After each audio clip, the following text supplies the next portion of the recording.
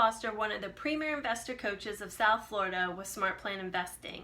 We have offices in Jupiter, Florida and Atlanta, Georgia. Today I'm going to talk about individual retirement accounts and two different types of distributions. Today we're going to talk about the required minimum distribution, also known as an RMD, as well as just a distribution. Before we talk about the distributions, I want to let you know that in this video I'm going to be referring to the traditional IRA. So there's a traditional and a Roth that we'll typically talk about for individuals, but this one I'm going to refer to is the traditional. So in the case of the traditional IRA, when you make contributions, and in the year 2020, if you're under the age of 50, you can contribute up to $6,000 and you can receive tax benefits for doing so. If you're over the age of 50, then you can do $7,000 and contribute into your IRA. Because you're getting a tax deduction for making those contributions, the IRS is going to want to get paid and tax you at some point.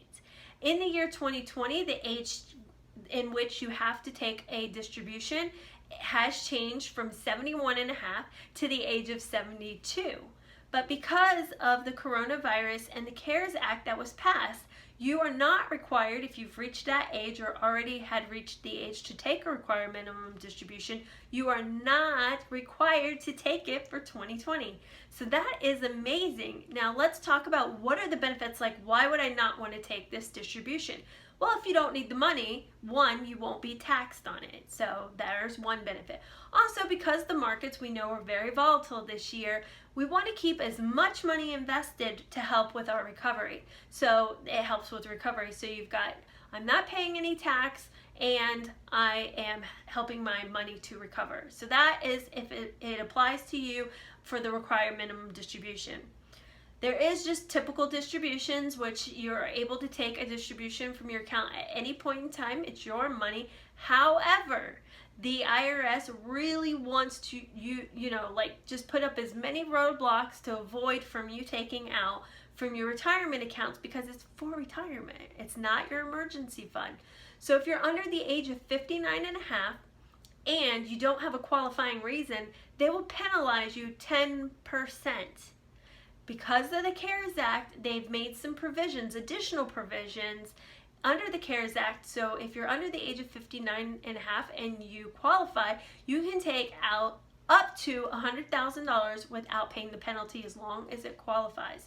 So some of the reasons you could qualify is if you or a spouse has had COVID-19 or if you have been adversely financially affected due to the pandemic. You also have two really neat things along with this if you take a distribution is, one, you could pay the tax, so you won't pay a penalty if you qualify, but you will still pay tax, but you'll have 3 years to spread it over. So you can spread it over 3 years, or you can also pay it back.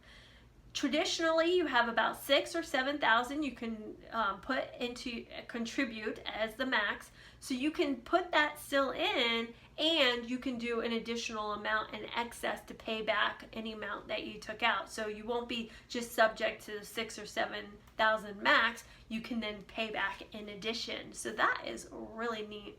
I would just encourage you that if you believe that you qualify for taking a distribution without a penalty and you need this money, to talk to your investment advisor so that they can make sure you qualify, that you have no surprises. And it's always really important to tell your advisor why you're taking some sort of distribution, because there are different qualifying reasons. So always be honest with your advisor, and they'll probably ask you what's the reason you want to make the distribution. Now, if you aren't in a needy situation, or you can survive without taking the distribution, that is fantastic, because now you won't have to pay tax on it, and the money will be there, just like with the RMD, be there to help you to recover. If you have any questions about traditional IRAs, Roth IRAs, or any employer-sponsored plans, or about taking a distribution, we encourage you to reach out to us, and until then, stay savvy.